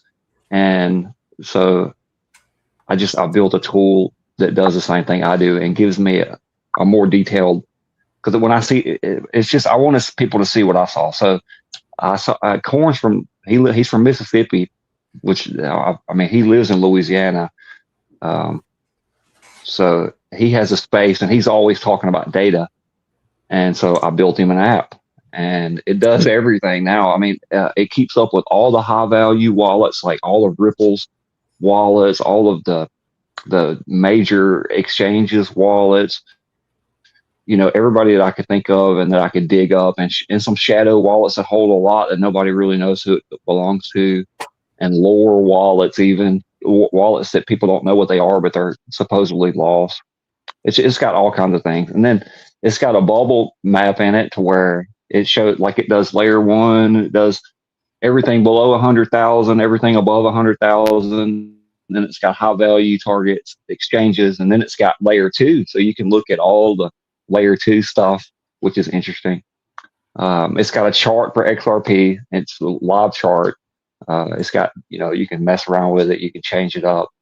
It keeps live price all the time on XRP. It keeps steadily every transaction that goes through.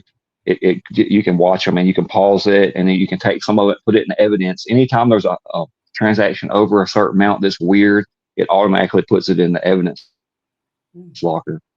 And then at the very top, it's got a daily report, and it keeps up with the total the day that you downloaded. It keeps a local file, but it doesn't have a back end. It's just it keeps a local file, so it keeps up with all of the transactions. So you can see from the day that you started it to that day what the volume is and what layer 2 volume is, and if there's any weird things, and it lists all the top transactions.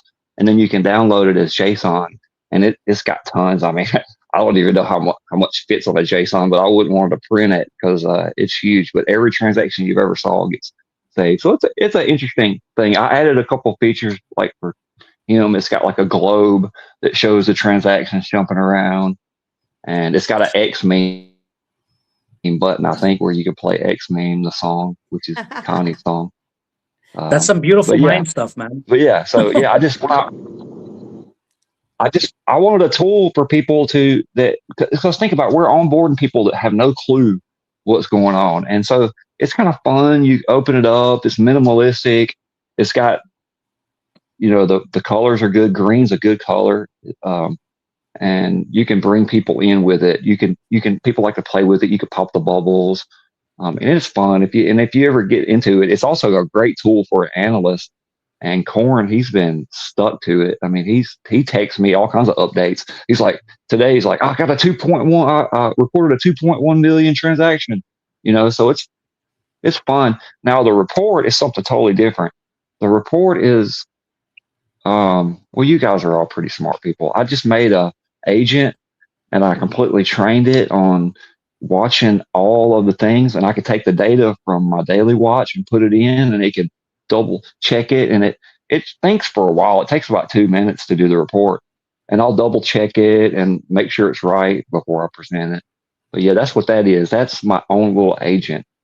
So, but I will give that to you. As a matter of fact, I'll build one in ChatGPT and give everybody the code for it. Fantastic. So I don't care. Incredible. That is awesome. And this is the thing. There are so many people that are moving and shaking in this space. Some are building wallets and like future of finance and what did I write down? Signing up people to coming in to crypto. And then, you have someone like Lindsay that's trying to incorporate her business. How can she use Web3 and the blockchain space to put her into the future of where all businesses are heading? And then you have companies like Victus Global and Andrew that are kind of helping people along the way. You want to expand a little bit, Andrew, on what Victus Global does?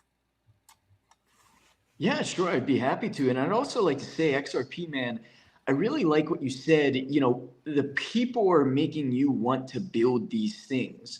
And I think that's what it really comes down to is if you're building something for the community, you're building something for someone to help them or to interest them in some certain way, that's really what's going to drive crypto forward. If you're building it purely for profit, if you're building it purely for yourself, that could be okay. You could use it as your own tool.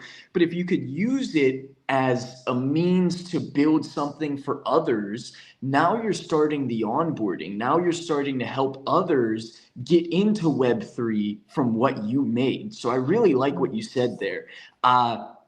But in terms of Victus Global, we are a Web3 venture capital firm. So we have over $1 billion ecosystem as of today. And this is in terms of market cap value from the different projects that we invest into. So currently we're working with 100 plus different Web3 projects across the space. And how that looks is it could be one of a few different ways.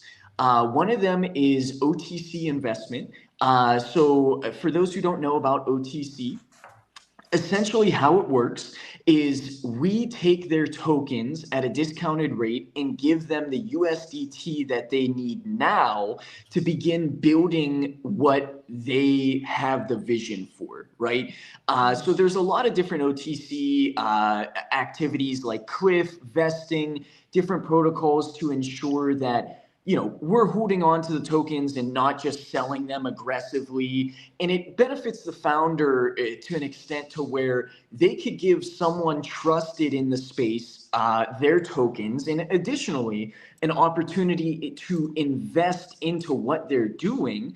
And then they could take that USDT that we give them, the funds that we give them, and put those to use immediately. So they don't have to sell their tokens. Rather, they offload them to us in a strategic way, and we give them the USDT so they could help build, or they could help themselves build, right?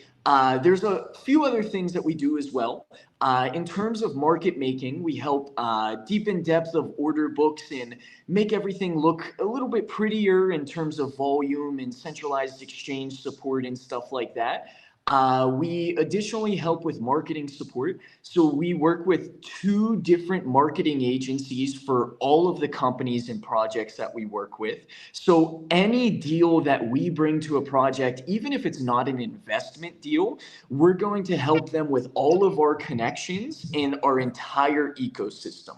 So something unique to our venture capital firm is since we're working with 100 plus projects, if a project is interested in another project, we could spin up a Telegram group chat like that, connect both of the teams, and now they're building together. So it's a collaborative ecosystem pushing forward Web3 as a whole. This is what I see our venture capital firm as an entity, right? A few other things that we do. The on-off ramping, like I had mentioned, helping different businesses and individuals all around the world getting in and out of crypto. That's actually become a very big thing for us recently. We additionally have an advisory department for those who don't have a token but are looking for some support, some advisory support from experts in our team. Well, experts, right? People that have been in crypto for quite a long time. They've been around the block, right? And they help advise those projects with different marketing opportunities, go-to-market strategies, and that type of stuff. And also centralized exchange listing support. So if you have a token, you want to get it on a centralized exchange, we can help do that. I'd like Wow. to hijack the space a little bit if I can. Can I do that? Can I hijack this a little bit for a couple minutes? Or do you Yeah, have go for it. Okay. Okay. So number one, very interesting. Okay. I've spoken to a lot of different investors. Our team has spoken to a lot of different investors because we don't have a token. Okay. What we did is we were one of the first on the XRPL, if not the first, because it's open to interpretation. I still say we're the first to actually tokenize our equity. So our mentality was, when you start to get involved in tokens, number one, you could be extracting from the ecosystem because people are trying to look and see what the value is of their token. The legalities from the SEC and whatnot could be a whirlwind of a mess as far as, different securities and what it is. And lastly, a lot of people don't, as far as investors and venture capital groups go, they don't consider it sexy to not have a token, right? And you're actually, our mentality was, we're looking to be, we're basically a fintech company that's building on the XRPL, but we want to abstract all the complications. So the things that we're building, we're also focused on small to medium-sized businesses because, small to medium-sized businesses, doesn't matter which country it is in the world, those entities are the lifeblood of an economy. It's the middle class, small to medium-sized businesses that once they grapple with some kind of tech that helps them with business, they adopt it at home. For example, Excel, Word, all these things came from the business world first, and then people started realizing how they could use them at home, use Excel sheet equations or whatnot, but without veering off too much. You're talking about something that there's a lot of the things that you've mentioned so far that I feel overlap with us. And this is why I said I want to hijack this a little bit. So a company like ours, for example, okay, a company like ours that's looking for investment, that maybe will want to do the approach that you were saying with, holding on to the tokens and paying out and kind of holding them in trust for future deals and arrangements, whatever it is. Would your company, I know you maybe can't say, but do you think your organization would be open to doing something like that with equity shares instead, and saying, look, we have equity, you have the equity, this is the current valuation? Would you think your company would be open to that kind of discussion? Because if so, I would be very interested to have a call with my partner and your team and explore what could happen, because a lot of things that you're talking about with Africa, with Latin America, I mean, we're on the same track here. So I know you guys are kind of witnessing a little bit like of an opening pitch here live, but I mean, at the same time, I'm somebody who, when I see something that's a synergy, I don't wait. I just start the conversation. This is a dip a toe show. honestly, We just let go. This is the what we pedal's to the do. metal here. This is what we do. This is history right here. It's on live. It's on YouTube. Download the video. Check it out for later. But yeah, that's how this is done, man. I know it happens on Stone Show in the morning. I know that happens on Stone Show. Like, this is no different. Right? No different. Stone Show's the best. Stone Show's the best. I try and go as much as I can. He also rips me a new one all the time, and I hope he's hearing this because it's funny. Because I do Winchester Wednesdays. I try and do a space where we don't talk at all in crypto native jargon, and just try and help people that are trying to get into crypto, into blockchain, understand how they could use, for example, NFTs as authentication certificates, or for their supply chain of how to keep track of things, or getting paid, doing their payroll. Like, ANODEX is completely on chain. All our payroll is on chain. Our equity is on chain. There's nothing we do that's off chain. Everything is on chain. So for us, we're like a perfect example of how a business runs completely on blockchain, and we try and inspire people to do it. So I try and do it every Wednesdays. I don't always have the time to do it. So that's why Stone kind of like rubs me into it. But it's good that he does that, because I think about him, I'm like, Stone's going to rip me now. I didn't do it this Wednesday, No, trust me. I have the same thing where I have to push back a space, and I joined Stones for a little bit, and he's like, oh, you're delaying it. Or he's never given you a super hard time, right? But he keeps you consistent. Because he's a great guy. I mean, he's super consistent with everything that he does. And Stone's just texting in the YouTube. I see it now. But either way, to go back to your question, because it was a great question, right? And in terms of what Victus Global does, we've had a lot of projects come to us for different sorts of equity investment. And how I always put it to them is like this. I'll give you a few different examples. One of them was an AI data center, and they're Web3ifying AI data and having and kind of making it RWA, where people could invest into the AI data centers through the tokens. And they have over $100 million worth of supplies and hardware and everything to get the AI data center set up. And another one was for just a general AI protocol. It was all on chain. It was all Web3. A lot of the projects that have pitched us kind of equity have been AI. But whenever it comes to that, right, we know a lot about tokens. We are founders prior, like the founder of Victus Global has launched different tokens, run different tokens, been a part of community management for different tokens. He knows what works and what doesn't for token projects, right? So to be able to put his money where his mouth is, he wants to put that money into something that he knows the best. He knows tokens the best. So whenever it comes to equity investments, you know, whenever we're looking at different protocols and different things that people are building, he's not as well versed in it, right? He's a very smart guy. Don't get me wrong. He's very very polite way of saying. Very polite way of saying. He doesn't really dabble there. That's yes. cool. But what I can tell you though, we've had a lot of projects join our advisory program, and we've gotten them millions of multi-millions of dollars in funding from them joining the advisory program. And through the advisory program, sometimes we could take percentages of tokens if they have a token and they don't want to OTC it, or we could take small percentages of revenue or something like this, because essentially it's us giving you the connections that we have for a very small portion, and we're still going to be making money from it because it doesn't really cost us anything to connect you with our different hedge fund and venture capital partners to help you raise funds through seed rounds and different protocols and stuff like that. So I would be more than interested to connect in that aspect for sure.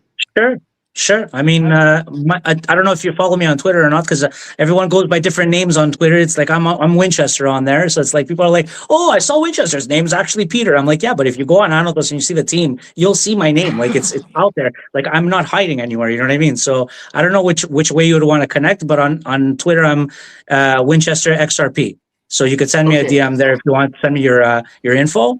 And we'll hook it up for sure. I mean, it would be interesting at least to explore, because the other thing is, you know, I had someone contact me the other day, and it happens quite often. Okay, and this is good in general for like as an open conversation. I've had people from other chains and different projects contact me because they've heard me speak in spaces, and maybe they see that because like I'm an everyday person. Like I'll never speak in an arrogant way. I'll never speak in a condescending way.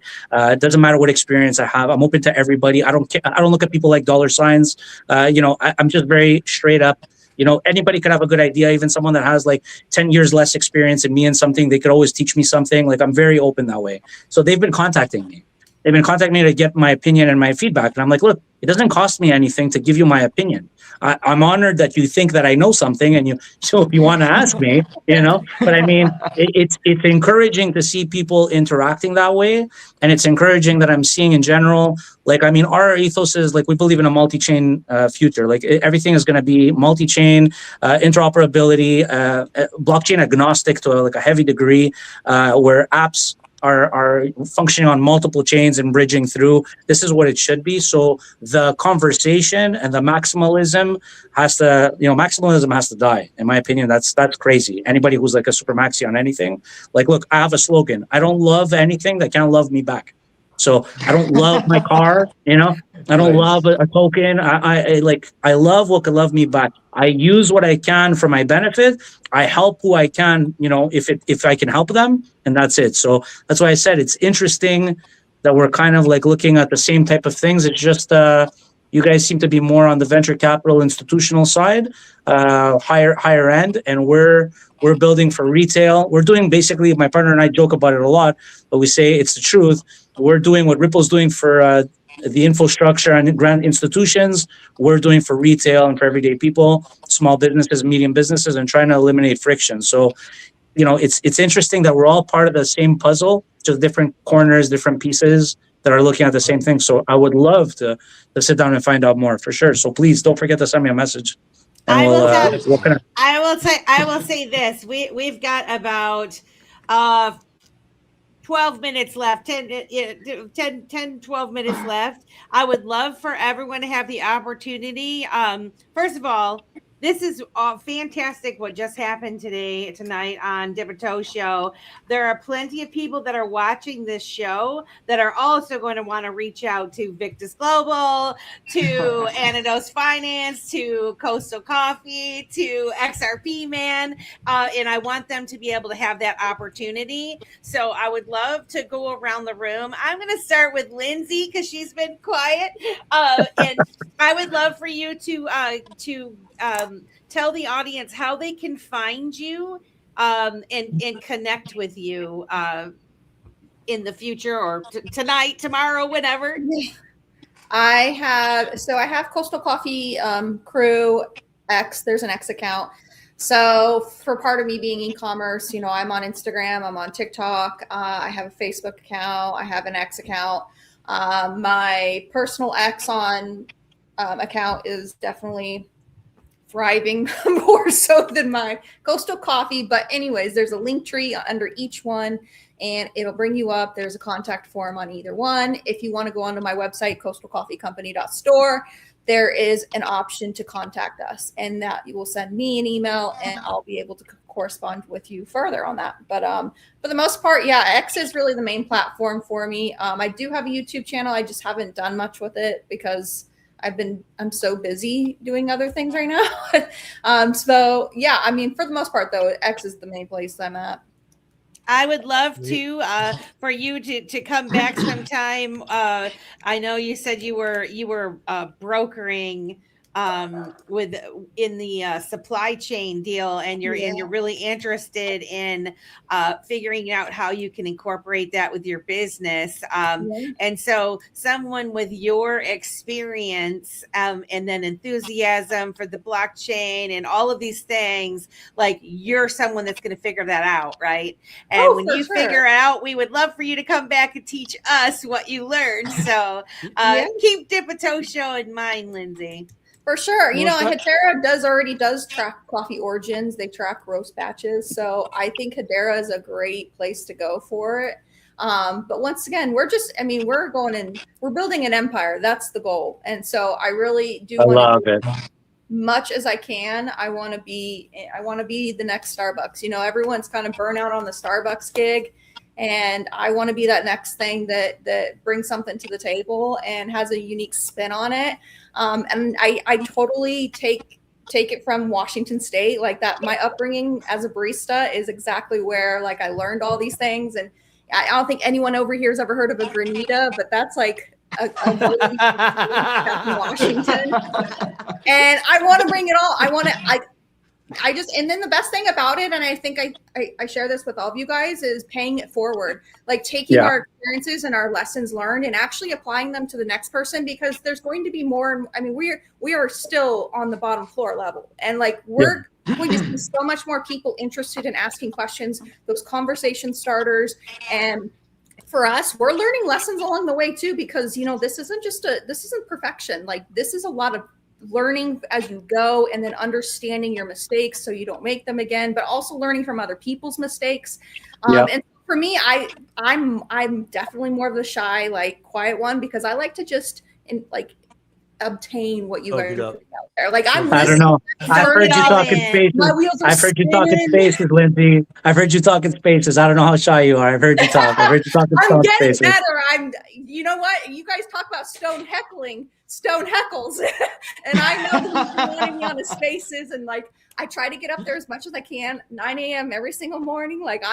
I'm booking it, whatever I got going on. Sometimes, his space is rug on me. So it's struggle bus, but he's gotten me out of my shell a little bit, and he brings me up for conversation quite a bit. Whenever I'm in there, he will. And so I'm taking those steps, and I'm getting into the community, and you know, this is a global community. And so my other step to this is I have to get into the local community. And I know there's a lot of people here that are into crypto and finding those communities, because you'll see someone with like a car sticker or something, you know what I mean? You're like, someone knows something about crypto over there.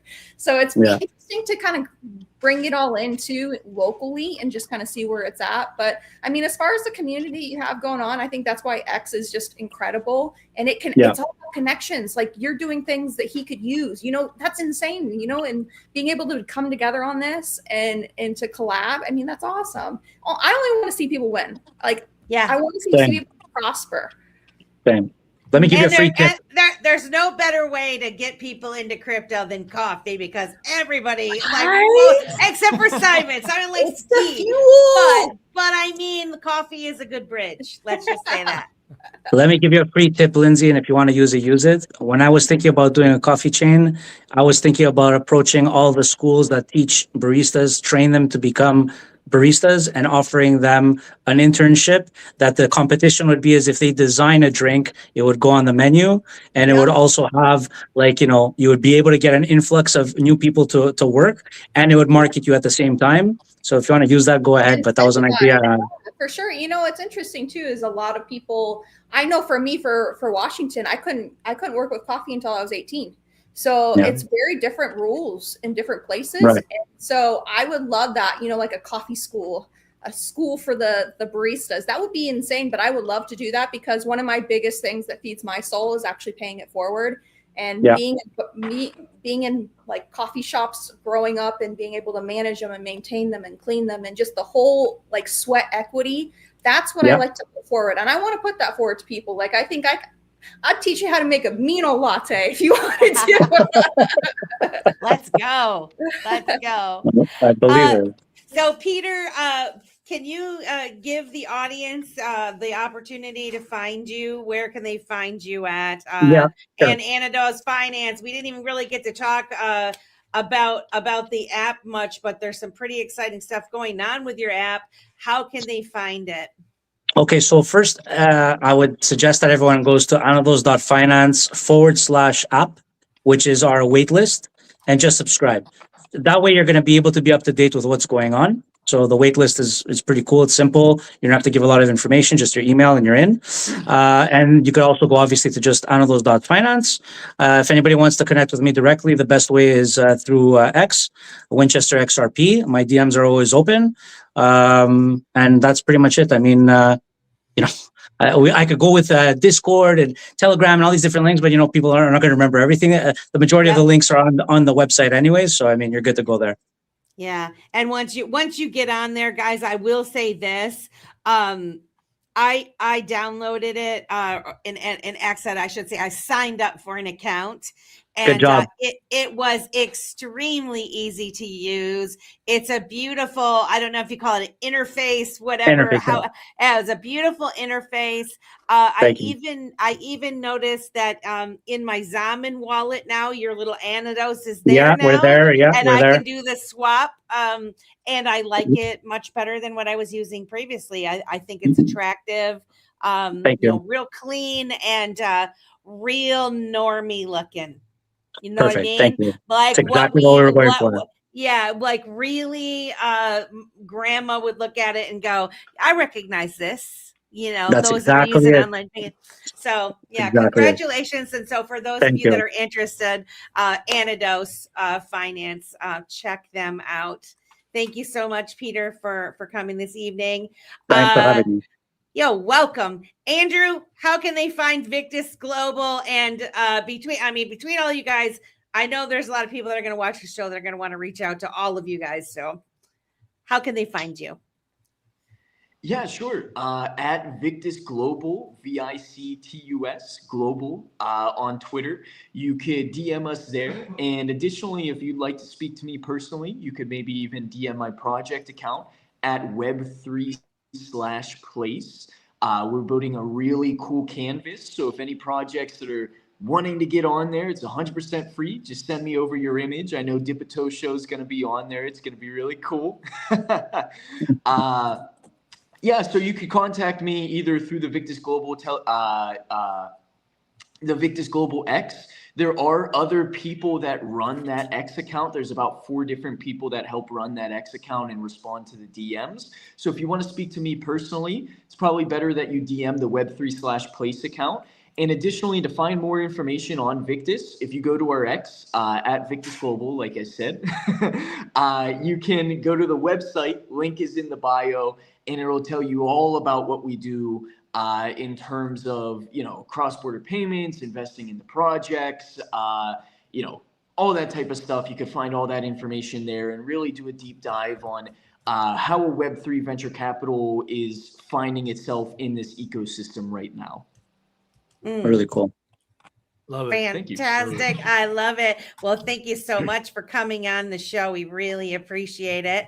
Sure. And finally, Michael, aka XRPman, where is the easiest place for people to find you and all these useful tools that you're building?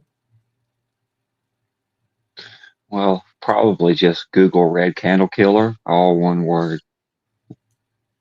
I love that name, RedCandleKiller. RedCandleKiller. And I will say this, guys, if you are on X, which if you're into crypto, you probably should be on crypto, Twitter, X. All of these guests here are on X, and they are regulars at Coffee and Crypto with Stone, Lady K, and sometimes Opti from 9 a.m. to 11 a.m. Eastern Standard Time, Monday through Friday. So if you are interested and you're not quite sure like how to find them, that's a good place that you're going to be able to find them for sure. The other thing is, I will put the links to their website and whatnot in the show notes, so people can find it easier that way. Simon, what are you thinking, man? Was this a great cast tonight, or what? This was a fire cast. I would actually like to bring everybody back for kind of one-on-ones. I mean, like, I had some questions for I had some major questions for the killer. Peter, Andrew, I had questions for Andrew as well. And Lindsay, of course. I wanted to go down an inspirational kind of road with Lindsay a little bit, because I know there's other entrepreneurs out there, and she talked about taking cryptos for payment, but we're not going to get to that because that's another hour conversation about how that can be a strategy and a core principle. But fire show, the only thing that I really have to close out the night and say is go Hawks. Yes, sir. Yes, sir. I'm a Hawks fan too. Yes, sir. Yes, sir. I don't know if I'm Mr. Zach Morris on X. I'm the one who ran Zach to 140 million market cap before. I'm visiting my buddy Andrew. How are you? Come on now. If we would have known, we would have had you on the show. Zach, we can get you in too, bro. We can bring you in if you want a one-on-one. He wanted to chill. He wanted to chill. He's not dumb, man. He sat there. He enjoyed the show. I just got here at 6 a.m. Fantastic. But I'll definitely be on with you guys next time. Awesome. Yeah, man. Awesome. All right. Making connections here. Thank you. I've got the OG that's gonna come on Dip a Toe Show, Faces of Crypto next time. No, seriously, guys, it has been an absolute pleasure. I wish I'd be 2 hours. Everyone's like, oh, I'm like, a 2-hour show is too long, but really it's not. It's not even enough time to have a good conversation. We do have an after space at 10:10 on X. I realize it's already been 2 hours. If you can't join, it's no problem. I totally understand, but I do drop the link in the chat for those of you that are watching. Of course, any of these guests, if they're able to come, they will. If not, you will see them around the blockchain somewhere, sometime. Guys, we are Dip a Toe Show. We are 8 to 10 p.m. Eastern Standard Time every Wednesday night. We have Faces of Crypto every third Wednesday of the month. And I'm looking forward to having you guys back again sometime. And I really appreciated everyone coming in. Thank you so much, and have a great rest of the day. Step right up, let's take the dive. Crypto world is coming alive. From XRP to the blockchain beat. Join the crew where pioneers meet. Got builders, dreamers paving the way. Multi-chain vibes, we're here to stay. Wanna know? Don't wait, let's go. Dip a toe, join the Web3 flow. Take a step, explore the scene. Dip a toe, show, living the dream. From the ledger to the stars we climb. Crypto's future, it's our time. Dip a toe, yeah, take that chance. Join the vibe, let's crypto dance. That's a crypto dance. Faces of crypto, stories we share. Early adopters, they're everywhere. From XRPL to the Web3 wave. Bold moves, only we're here to pave. Melissa and Simon, they light the way. Every week it's a crypto play. Wanna know? Don't wait, let's go. Dip a toe, join the Web3 flow. Take a step, explore the scene. Dip a toe, show, living the dream. From the ledger to the stars we climb. Crypto's future, it's our time. Dip a toe, yeah, take that chance. Join the vibe, let's crypto dance. Let's crypto dance. No advice, just a spark to ignite. Do your research, keep your vision tight. Community strong, we're building the way. Dip a toe show, here to stay.